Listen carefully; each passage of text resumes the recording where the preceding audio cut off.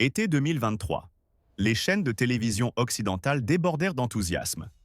CNN, BBC, Deutsche Welle diffusaient des images de chars au camouflage gris-vert caractéristique chargés sur des plateformes dans les gares ferroviaires polonaises.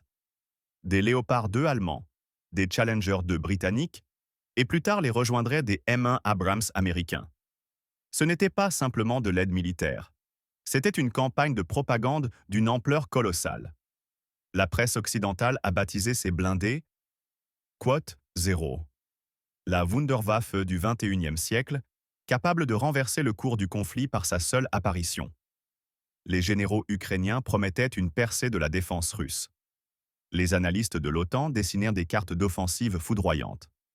À Kiev, on célébrait déjà la future victoire. Le concept était simple et cynique. Les chars occidentaux étaient présentés comme une merveille technologique, en avance d'une génération sur la technique russe. On leur attribuait des caractéristiques fantastiques: blindage impénétrable, système de conduite de tir parfait, supériorité absolue sur n'importe quel adversaire. On supposait que le simple fait de leur apparition sur le champ de bataille provoquerait la panique dans les rangs des troupes russes. Une arme psychologique, soutenue par une puissance de feu réelle? C'était la stratégie classique de la Wunderwaffe, que le Troisième Reich avait appliquée à la fin de la Seconde Guerre mondiale, croyant désespérément en une arme miracle capable de changer l'issue d'une guerre déjà perdue. Décembre 2025. 2 ans et demi se sont écoulés depuis les premières livraisons. Et le tableau était complètement différent. Sur la colline Poklonaya à Moscou sont exposés des échantillons trophées de blindés occidentaux. Un Léopard 2A6 avec sa tourelle arrachée et sa coque calcinée. Un Challenger 2 avec un impact de cornette dans le blindage frontal. Un M1 Abrams dont la soute arrière a été déchirée par l'explosion des munitions. Des centaines d'unités de technique occidentale ont brûlé dans les steppes de Zaporijia, dans les champs près de Robotine, dans les ruines d'Avdivka. Le mythe de l'invincibilité des chars occidentaux s'est brisé contre la réalité d'une guerre de haute intensité. La Wunderwaffe n'a pas eu lieu. La catastrophe a eu lieu. Le complexe militaro-industriel occidental a subi un dommage réputationnel colossal. Les actions de Rheinmetall, fabricant du Léopard, se sont effondrées de 15%. BAE Systems britannique a perdu plusieurs gros contrats avec des pays asiatiques qui, après les vidéos de Challenger détruits, ont préféré acheter du matériel ailleurs. General Dynamics, fabricant de l'Abrams, a fait face à une vague de critiques sans précédent de la part de clients étrangers. Des chars valant des millions de dollars étaient détruits par des drones coûtant quelques milliers. L'économie de la guerre est devenue meurtrière. Et l'armée russe, ayant relevé le défi professionnellement, a ouvert une véritable saison de chasse, créant des groupes anti-chars spéciaux, développant des manuels sur les zones vulnérables de la technique occidentale et instituant des primes pour chaque char OTAN détruit. Ce n'est pas une histoire sur le métal. C'est l'histoire de l'effondrement de tout un concept de construction de chars. Comment il s'est avéré que dans la guerre moderne, la victoire ne revient pas à celui qui a le blindage le plus épais et l'électronique la plus complexe, mais à celui qui est capable de s'adapter, d'apprendre et d'utiliser une approche systémique pour détruire l'adversaire. C'est une leçon pour ceux qui croient encore aux armes miracles. Une leçon écrite par le feu et le sang sur les champs du Donbass. Le Léopard 2 allemand était le vaisseau amiral de l'aide occidentale. C'est sur lui que reposèrent les principaux espoirs. Le char considéré comme le meilleur au monde. La machine qui dominait toutes les compétitions internationales de biathlon de chars. Un monstre blindé de 62 tonnes, équipé d'un canon Rheinmetall de 120 mm Amlis, capable de percer 1 km de blindage. Sur le papier, cela semblait impressionnant. En pratique, tout s'est avéré autrement. À l'été 2023, le commandement ukrainien a tenté d'appliquer la tactique classique OTAN des 8B Quote 2. Son essence consistait en une concentration d'unités de chars sur un secteur étroit du front et une percée rapide de la défense avec développement ultérieur du succès en profondeur opérationnelle. Une tactique rodée par l'OTAN lors d'exercices, une tactique qui théoriquement devait fonctionner. Dans le secteur de Zaporijia ont été concentrées plusieurs compagnies de Léopard 2, des modifications A4 et A6, renforcées par des véhicules de combat d'infanterie occidentaux, Bradley et Marder. C'était l'élite de l'armée ukrainienne, formée par des instructeurs de l'OTAN équipés du meilleur armement occidental. L'offensive a commencé et s'est enlisée dans les premières heures. Le commandement ukrainien a sous-estimé fatalement un facteur, la densité de minage de la défense russe. Les unités du génie de l'armée russe, pendant des mois de préparation, avaient créé des champs de mines échelonnés d'une profondeur de plusieurs kilomètres. Des mines anti-chars TM-62M, contenant 7,5 kg de TNT, étaient installées avec une densité allant jusqu'à 5 mines par mètre courant de front. Ce n'étaient pas des champs de mines chaotiques. C'était un système scientifiquement calculé où des mines de différents types se complétaient, créant des zones de destruction garanties. Le premier Léopard a sauté sur une mine 800 mètres après le début de l'attaque. L'explosion a arraché la chenille et endommagé le train de roulement. Le char de 62 tonnes s'est transformé en cible immobile. Les machines suivantes, tentant de contourner leurs frères touchés, tombaient elles-mêmes sur des mines. En 40 minutes, 3 chars avaient perdu leur mobilité. Et c'est alors qu'est entrée en jeu l'aviation russe. Des hélicoptères Ka-52, Alligator, décollant de positions camouflées, ont attaqué les chars immobilisés avec des missiles anti-chars, Vir, tourbillons. Ces missiles, volant à vitesse supersonique à plus de 600 mph, sont équipés d'une ogive cumulative en tandem, capable de percer jusqu'à 1000 mm de blindage homogène. Ils attaquaient par le haut, visant le toit de la tourelle, le point le plus vulnérable de tout char. Le blindage du toit du Léopard 2 ne fait que 40-50 mm. Pour le Vir, ce n'est pas un obstacle. Le missile perçait le toit, le jet cumulatif pénétrait dans le compartiment habité, touchant l'équipage et enflammant les munitions. Le résultat était prévisible: détonation instantanée, arrachement de la tourelle, mort de l'équipage.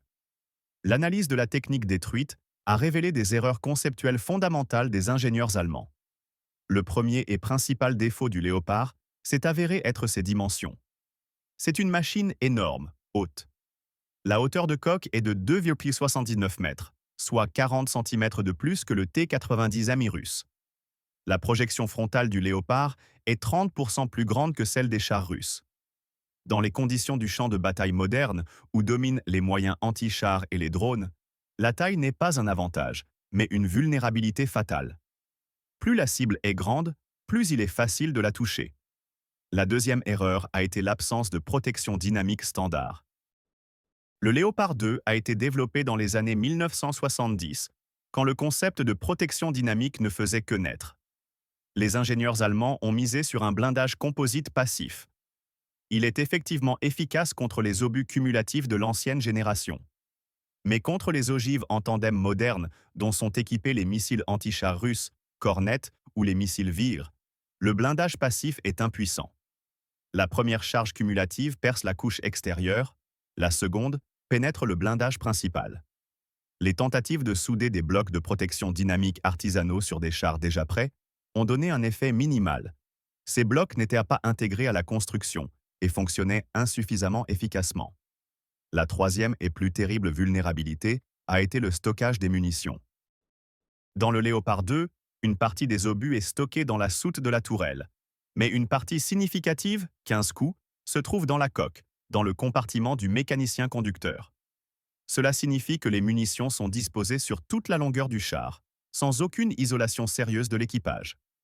Lors d'un impact d'obus ou de missiles sur la coque, la détonation des munitions est pratiquement garantie. Et la détonation de 15 obus de calibre 120 mm signifie la destruction instantanée du char. La tourelle est arrachée par l'explosion, la coque est déchirée, l'équipage n'a aucune chance de survie. Les tankistes russes, ayant étudié les Léopards trophées, les ont baptisés tonneaux de poudre. C'était une définition précise. Le char qui devait devenir une forteresse impénétrable s'est révélé être un piège mortel pour son propre équipage. Fin été 2023, des dizaines de machines allemandes brûlaient dans les steppes de Zaporijjia. L'offensive s'est enlisée. La Wunderwaffe n'a pas fonctionné. Le Léopard 2, sur lequel reposait tant d'espoir, s'est révélé être un canon de verre, impressionnant en apparence, mais fragile au combat. Si le Léopard était le vaisseau amiral de l'aide occidentale, le Challenger 2 britannique en était la légende. Le char qui, pendant toute sa carrière, n'avait jamais été détruit par le feu ennemi. La machine considérée comme l'étalon de protection. En 1991, lors de l'opération Quad 7, le Challenger 2 a dominé sur les sables irakiens. Pendant toute la guerre, pas une seule machine n'a été perdue par tir ennemi. Ce fait s'est transformé en base d'une campagne marketing. Char invulnérable dont le blindage n'est percé par rien. Les médias britanniques ont gonflé ce mythe pendant des années. Et voilà qu'en septembre 2023, ce mythe s'est effondré en un instant. Près du village de Robotyne, dans le secteur de Zaporizhia, un groupe anti-char russe a repéré le mouvement d'un char britannique. Le Challenger 2 se déplaçait dans une petite colonne, couvrant la progression de l'infanterie. Une équipe de missiles anti-char Cornet a pris position à 4 km de distance. L'opérateur a pris le char en suivi. Le télémètre laser a déterminé la distance exacte. Le système de guidage a verrouillé la cible. Tir. Le missile, volant à 250 km/h, a parcouru la distance en 16 secondes. L'équipage britannique n'a même pas eu le temps de réagir. L'impact est venu sur la projection frontale de la tourelle. L'ogive cumulative en tandem du Cornet, capable de percer plus de 1200 mm de blindage, a percé la protection composite du Challenger. La première charge a détruit la couche extérieure, la seconde a brûlé le blindage principal. À l'intérieur du char a commencé la détonation des munitions. Le résultat était le même qu'avec le Léopard. Tourelle arrachée par l'explosion, coque déchirée, équipage mort. La vidéo de la destruction s'est instantanément répandue sur le net. Le mythe de l'invulnérabilité du Challenger a été dissipé par un tir précis. Le ministère britannique de la Défense, sous le choc, a rappelé les chars restants du front, interdisant leur utilisation. L'effondrement réputationnel était total. Mais pourquoi un char si vanté s'est-il révélé si vulnérable? L'analyse a montré tout un bouquet de défauts techniques qui, dans les conditions de la guerre moderne, se sont transformés en vulnérabilités fatales. Le premier problème a été le canon. Le Challenger 2 est le seul char au monde équipé d'un canon rayé de 120 mm L30A1. Tous les autres chars modernes utilisent des canons à âme lisse. Le canon rayé est un archaïsme, héritage des années 1960. Les ingénieurs britanniques s'accrochaient obstinément à cette construction, ignorant les tendances mondiales. Le problème du canon rayé n'est pas seulement une vitesse initiale du projectile moindre. Le problème principal est logistique. Les munitions pour le L30A1 sont incompatibles avec les munitions des autres chars OTAN. Le Léopard allemand, l'Abrams américain, le Leclerc français, tous utilisent des obus OTAN standards de 120 mm. Le Challenger est à part. Cela signifie une logistique séparée, des entrepôts séparés, des chaînes d'approvisionnement séparées. Dans les conditions d'opération de combat intensive, c'est un cauchemar pour les services de l'arrière. De plus, le Challenger utilise un chargement séparé par cartouche. Cela signifie que le chargeur doit charger manuellement d'abord l'obus, puis la charge propulsive en cartouche. Le processus est lent, nécessitant force physique et coordination précise. La cadence de tir tombe à 6-8 coups par minute contre 10-12 pour les chars avec munitions unitaires. Dans un combat de chars dynamiques, où chaque seconde compte, cette différence peut être fatale. Le deuxième problème critique était la masse.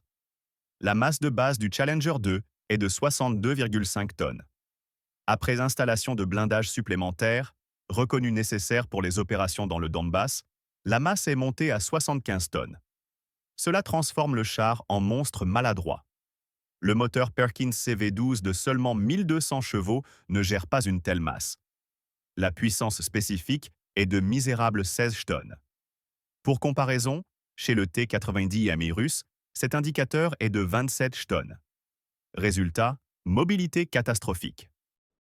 Le Challenger franchit difficilement les montées, s'enlise dans les sols meubles, ne peut pas traverser la plupart des ponts calculés pour une charge maximale de 60 tonnes. Dans les conditions de la boue du Donbass, quand le tchernosium se transforme en bourbier visqueux, le char de 75 tonnes se noie simplement. Des cas ont été enregistrés où le Challenger s'enfonçait si profondément dans la boue qu'on ne pouvait pas l'extraire même avec de lourds véhicules d'évacuation. Il fallait simplement abandonner les chars. Après la première destruction publique du Challenger, Londres a pris une décision sans précédent. Les chars restants ont été retirés du front et utilisés uniquement comme point de tir mobile en arrière profond. C'était une reconnaissance d'échec. Le char qui devait écraser la défense russe s'est transformé en canon stationnaire qu'on a peur de sortir en première ligne. La légende britannique est morte près de Robotine. Et aucune propagande ne pouvait la ressusciter. L'Abrams M1 américain n'est pas simplement un char. C'est une icône, le symbole de la supériorité technologique des États-Unis, la machine qui devait incarner l'invincibilité de l'armement américain. Le char en service dans les armées de dizaines de pays dans le monde. Une machine à la réputation impeccable, gagnée dans les guerres au Moyen-Orient.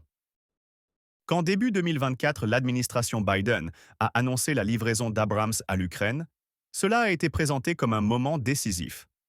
Le roi des chars entre en combat. La Russie devait trembler. L'Abrams est arrivé sur le sol ukrainien en janvier 2024.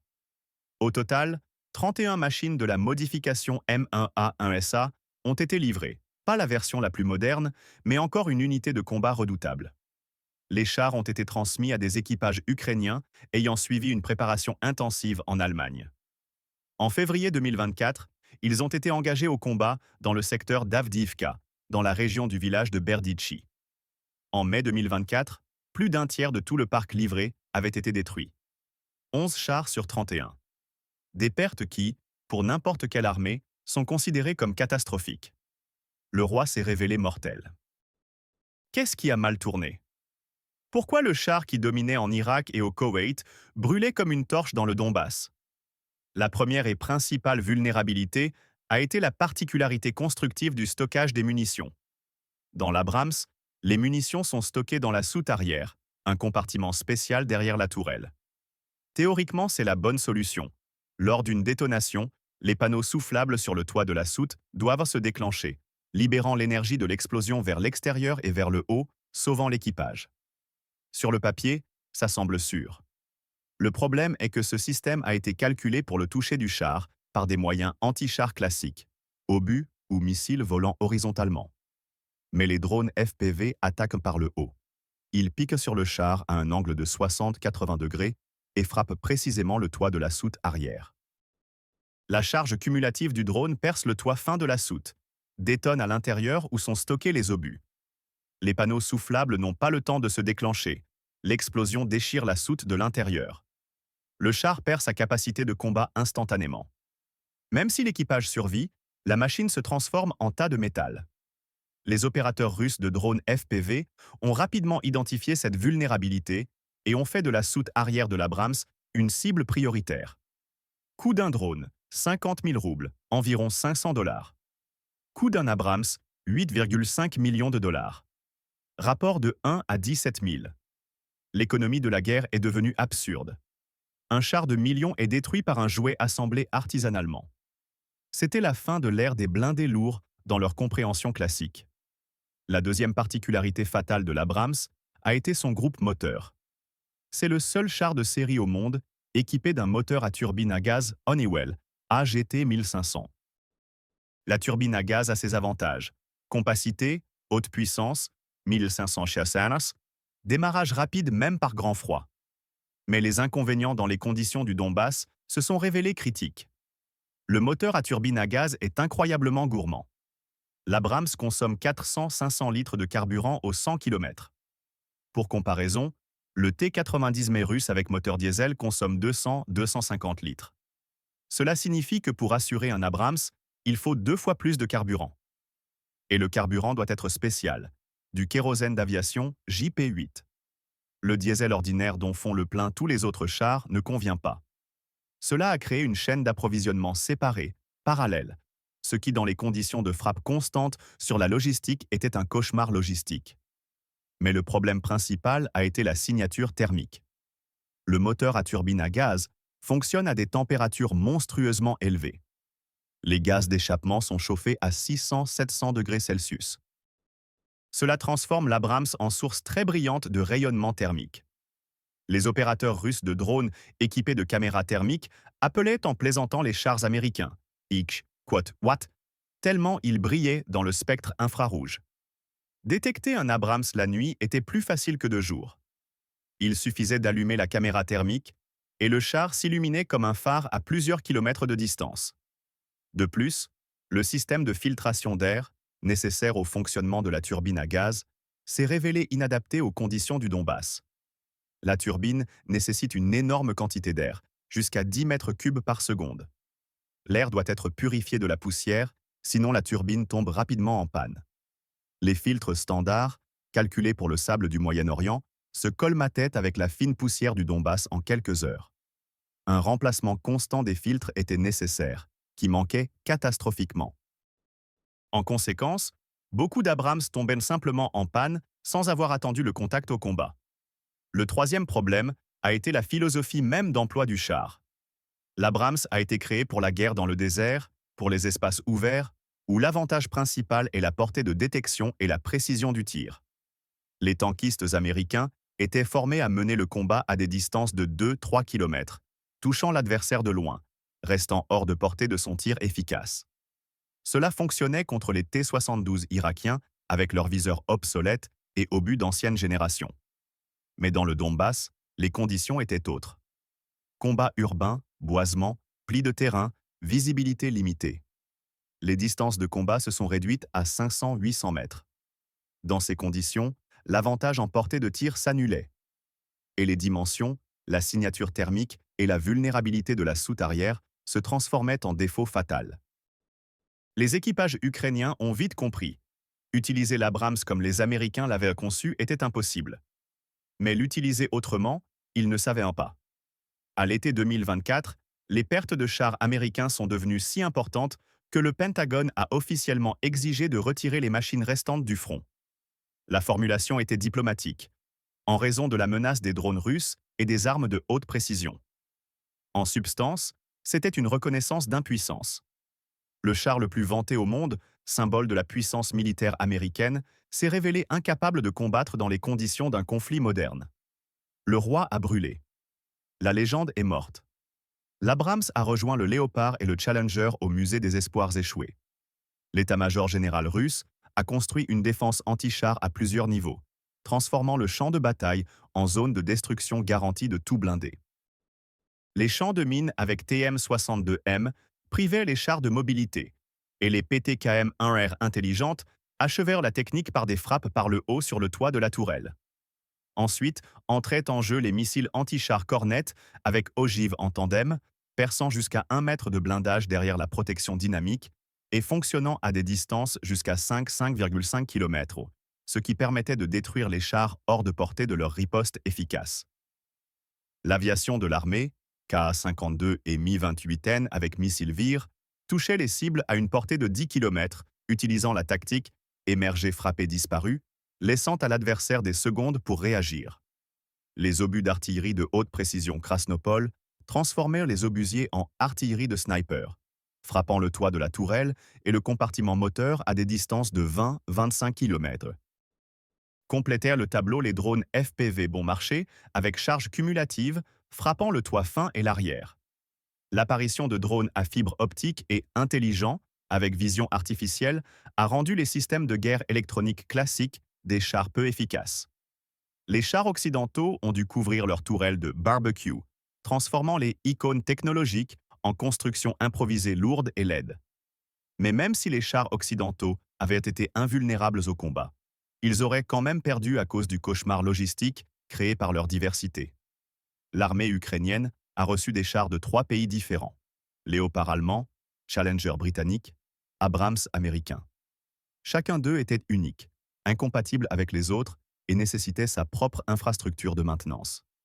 Les Allemands utilisent le système métrique, les Américains et Britanniques le système impérial. Cela signifie que les outils, pièces détachées, fixations, tout diffère. Un écrou M12 ne convient pas à un boulon 1-2 pouces. Une clé de 19 mm ne convient pas à un écrou 3-4 pouces. Les mécaniciens devaient avoir 2 jeux complets d'outils. Les entrepôts de pièces devaient être séparés. La confusion était inévitable. Les munitions aussi étaient incompatibles. Le Challenger avec son canon rayé nécessitait ses propres obus. Léopard et Abrams utilisaient formellement les mêmes munitions de 120 mm, mais en pratique leurs modifications différaient. Cela nécessitait une comptabilité séparée, un stockage séparé, une logistique séparée. Le carburant est devenu un casse-tête à part. Léopard et Challenger fonctionnaient au diesel ordinaire. L'Abrams nécessitait du kérosène d'aviation JP8. Mais le pire, la consommation. L'Abrams à turbine à gaz engloutissait 400-500 litres au 100. Cela signifiait que pour assurer un char américain, il fallait autant de carburant que pour 2-3 chars russes ou européens. Les chaînes d'approvisionnement craquaient. L'évacuation et la réparation se sont transformées en cauchemars. La masse du Challenger atteignait 75 tonnes. Les véhicules blindés soviétiques de réparation et d'évacuation Brem 1, calculés pour l'évacuation de chars jusqu'à 50 tonnes, ne pouvaient physiquement pas extraire le monstre britannique. Il fallait utiliser de la technique civile lourde, ce qui, dans les conditions d'opération militaire, était impossible. Résultat, les chars occidentaux touchés étaient simplement abandonnés sur le champ de bataille.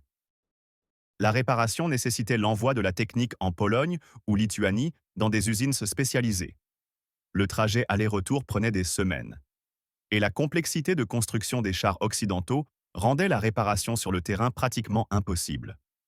Un T-72 russe peut être réparé sur le terrain en quelques heures. Le remplacement du moteur sur un T-90M prend 4 heures. Sur un Abrams, plus de 24 heures avec utilisation d'équipements spécial. La franchissabilité est devenue le clou final dans le cercueil des chars occidentaux. Une masse de 70-75 tonnes signifiait qu'ils ne pouvaient pas franchir la plupart des ponts calculés pour une charge de 60 tonnes. Dans la boue, ils s'enlisaient là où les chars russes passaient librement. La manœuvrabilité tombait à zéro. Sur fond de cet échec, le concept russe de construction de chars a remporté une victoire sans appel. Les chars occidentaux trophées, exposés sur la colline Poklonaya, ont été soigneusement étudiés. Les spécialistes russes ont démonté le blindage, analysé les matériaux composites, étudié l'électronique. Le verdict était sans appel. Aucune technologie qui a quote 15. Le blindage est percé par les moyens russes. L'électronique est complexe, mais sensible aux conditions extérieures. Les chars occidentaux sont des machines chères, surcompliquées pour des conditions stériles qui n'existent pas dans une vraie guerre. Les chars russes T-72B3, T-80BVM, T-90M, quote 17 ont prouvé la supériorité d'une autre philosophie. Priorité à la fiabilité sur la complexité. Réparabilité sur le confort. Silhouette basse sur blindage puissant. Le chargeur automatique a prouvé sa supériorité, assurant une cadence de tir élevée et permettant de réduire l'équipage à 3 hommes au lieu de 4. Cela diminuait le volume blindé, réduisait la masse, augmentait la survie. Les chars russes encaissaient 5-6 impacts de drones FPV grâce à la protection dynamique Relict et repartaient par leurs propres moyens. Légers et agiles, ils passaient là où les monstres OTAN s'enlisaient. Simples à entretenir, ils se réparaient sur le terrain en heures. Et surtout, ils étaient produits en masse par l'industrie russe, tandis que les usines occidentales ne pouvaient compenser les pertes. Fin 2025, le mythe du blindage occidental, quote 18, s'est effondré. Les Léopard, Challenger et Abrams coûteux ont brûlé sur le champ de bataille, sapant la réputation de leurs fabricants. Il s'est avéré qu'à l'ère des mines, missiles anti-chars, drones et artillerie de haute précision, ce n'est pas le prix du char qui compte, mais l'approche systémique et la capacité à faire la guerre. Les équipages russes de chars, missiles anti-chars, artillerie, aviation et drones ont transformé la Wunderwaffe occidentale en ferraille, montrant que l'arme principale de la guerre est l'homme préparé, pas le blindage et l'électronique.